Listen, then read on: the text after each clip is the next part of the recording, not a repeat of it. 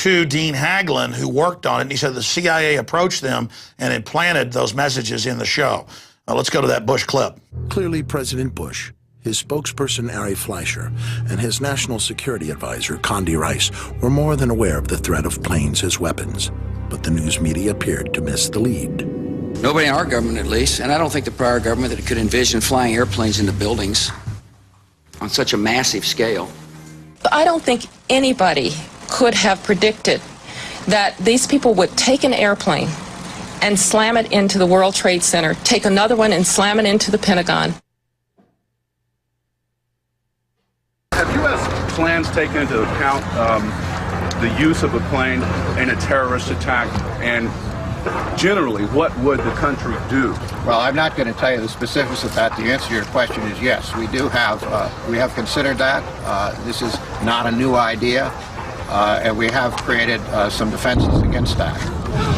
As you can tell, as we speak, there's still things going on, and I would definitely suggest that we be very alert. Thank you, Mr. Chairman. Thank you, sir. I think it might be a good idea if we got out of this crowd. Hey, John Boyd. Did you hear that? And of course, you've got them taking the power to shoot down the aircraft 6 months before, 4 months before.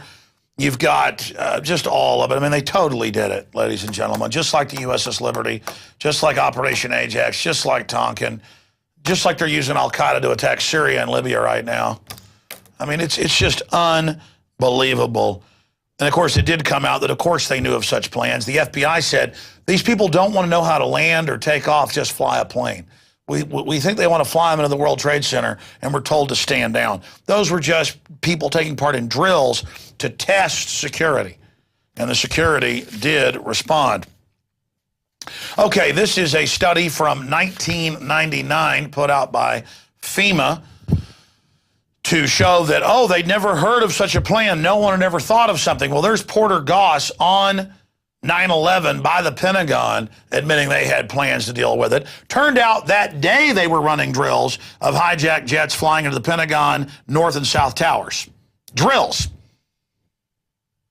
And they had moved the emergency center out of Building 7 that night before, FEMA admitted, for a Tripod 2 drill of terror attacks on it. Boy, that's convenient, isn't it? Isn't that just convenient that that happened right there?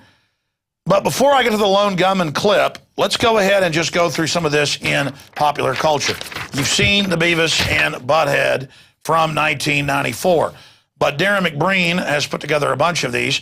There is Homer Simpson in 97 with the 9 next to the 2 towers. There's Sesame Street with Cookie Monster attacking both of them. That's in 76. There's planes flying through the buildings with Wonder Woman concerned.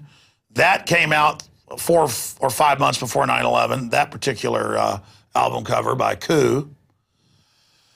And we've got a bunch of other. Oh, this was produced by the Illuminati Company, the Illuminati card deck that's based in Austin, Texas. Mr. Jackson that heads it up has not returned hundreds of our phone calls. We're going to go over to his office soon, next few weeks. There you have the Pentagon and the World Trade Center hit on the same time. Very, very interesting to have fear and take over. Here you have the World Trade Center's hit in just countless areas of culture. But sure, they're iconic. Imagine them being destroyed. Or was a message implanted to prepare the subconscious mind? 2 years after 9/11, I got a call from a local radio producer who produced the 93.7 show here in town, LBJ Morning Show. And she said, hey, I'm friends with Dean Haglund, you know, of X-Files, Lone Gunman, other TV shows. Dean would like to come to your home and interview you. And I said, okay, because I knew she was for real. Sure enough, right on time, BMW pulls up. Guy comes to the door, knocks on it. It's Dean Haglund from the show. And he comes in. You're going to see him here in just a moment. And we'll play the clips live so I can tell folks where Dean's at. And he says, listen, the CIA would come and plant things on us. And I talked to Chris Carter and others. I think they planted this one on us. You know, it all becomes a blur, but they come to us and say, this is a message we really want to see. So I believe all these hundreds of images about the World Trade Centers being blown up and federal training manuals, you know, showing planes flying in and all the rest of this. This is predictive programming. I mean, they admit all these messages in sci-fi where there will be a one-child policy in the future, and you will be starving to death in the future, and there will be SWAT teams, and you will, you know, we know that's messages that government and others pay for to create this perception. All these stories of cannibals eating faces, now people are doing it all over the place. Police are being attacked because people get it in their head. Again, it just shows the power of media. So let's go to this first clip here from Lone Gunman. This aired 6 months before on Fox TV, and they promoted the episodes on Fox News as well. It's one of the #1 shows in the country at the time. This is Lone Gunman, spinoff of X-Files. And this is where the CIA has come to them and said, put this in your episode.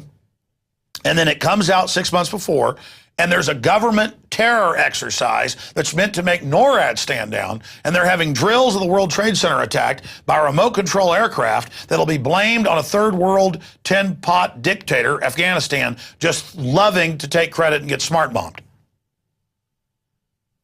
That's exactly what then happened. Okay, this is not a mistake. I don't just know statistically this is impossible. I have it from one of the people that was on the show. Let's go to that first clip. We know it's a war game scenario, and it has to do with airline counterterrorism. Why is it important enough to kill for? Because it's no longer a game. If some terrorist group wants to act out this scenario, why target you for assassination? Depends on who your terrorists are. The men who conceived of it in the first place. You're saying our government plans to commit a terrorist act against a domestic airline? There you go. Indicting the entire government as usual. A faction. A small faction. For what possible gain? The Cold War's over, John. But with no clear enemy to stockpile against, the arms market's flat. But bring down a fully loaded 727 into the middle of New York City, and you'll find a dozen tin-pot dictators all over the world just clamoring to take responsibility and begging to be smart bombed. I can't believe it. This is about increasing arms sales. Mm-hmm. When? Tonight? How are you going to stop them? That's what it looks like. With this what? Like? Modem protocol. Remote access. Somebody on the ground's flying your plane. Roll you, sir. Keep your course. By the way, they've been erasing that online, and I bought it when it came out years later. I bought the DVD set, never had time to watch it. That's somewhere around here, I think, or it's at my house. You know what? Buy it again. I tried to find it. Just get that Lone Gunman. They only did one season. Get it, because I want to have that in high def. Who knows? Might have cut it out, though. Who knows? We'll find out. I got to tear my house apart. I've moved since I can't find anything. Side issue. The point is, that's exactly what was actually done. And reading these Bilderberg documents we got, it's all about, we got to keep the Cold War going, even if it's not a real threat and we're funding the communists. We got to prop them up so we can take people's rights. Then it became Al-Qaeda. That's all this is, ladies and gentlemen. Now, let's go to the next clip that actually has Dean Haglund as the head hacker trying to unlock the remote control of the airplane. And again, the real hijackers, as best we know, were taking part in drills. They've been seen weeks before doing drills, seeing if they can get on and off with box cutters and stuff for hijacking. They just nerve gas people. Stewardesses said, I can't breathe, there's gas. That's what was reported, not hijackers. You can look these tapes up. And then they put everybody on nerve gas, remote control into the towers. Let's go ahead. Here is the rest of that clip.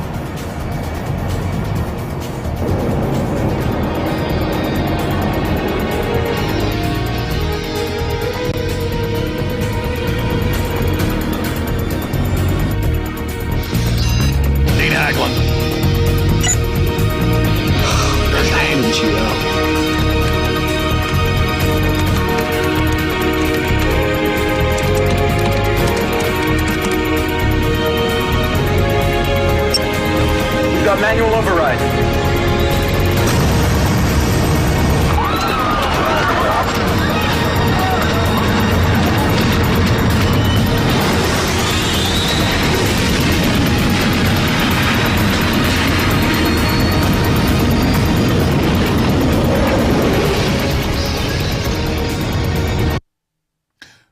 Well, needless to say, the imaginary people, the lone gunmen, weren't able to take control over the aircraft. And by the way, it turned out those very aircraft did have remote control in them.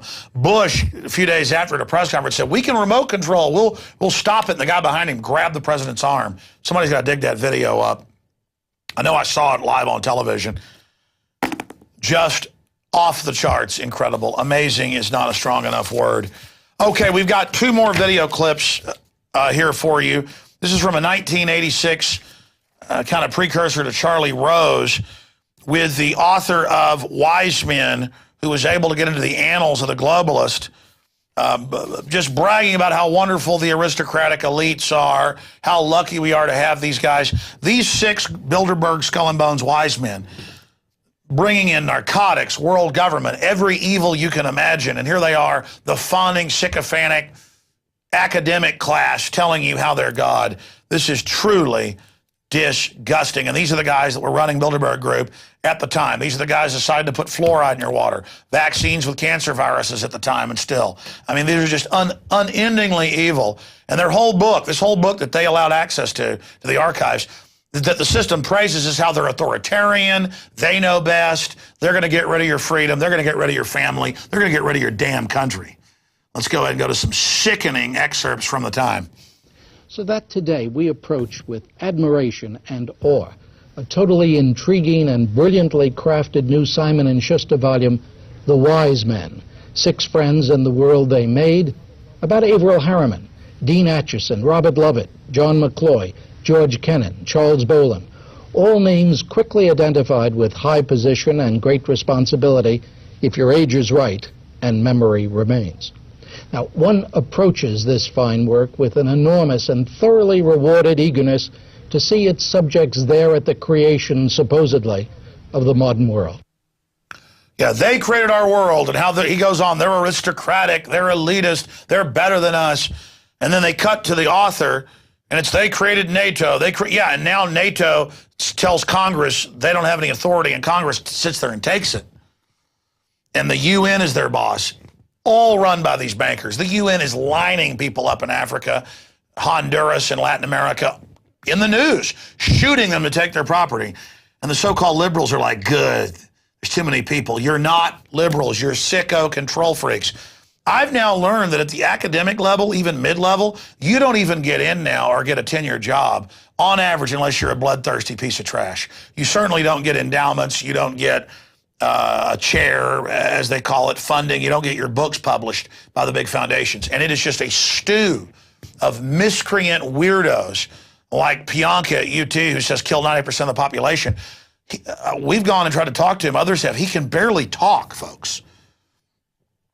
And he's on the UT website dressed up like a druid talking about Lucifer. I mean, it's a bunch of addled weirdos groveling about Lucifer.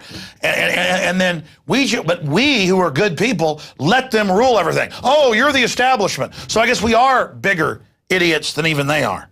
But let me tell you, if Lucifer's giving you power, might as well not make you so damn ugly.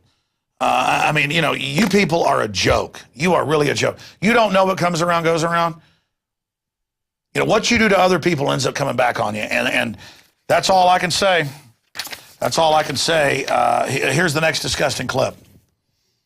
So Truman reached out to these people, mainly these 6, as well as James Forrestal, who plays an important role in our book, but who committed suicide in the 40s, so doesn't quite fit into the crowd.